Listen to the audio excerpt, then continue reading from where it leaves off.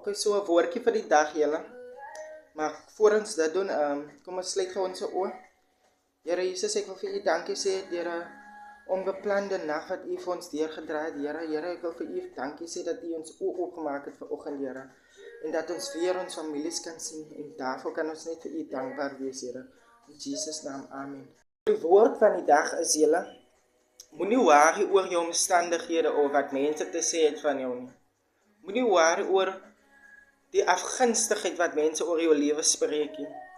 En moet ook nie worry oor wat hulle te sê het van jou nie. Want jy as persoon is self sterker met God aan jou sy.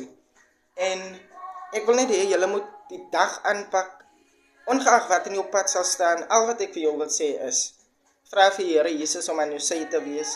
Want op die einde van die dag reik ons uit na die hoogste. So mag julle 'n mooi dag hê.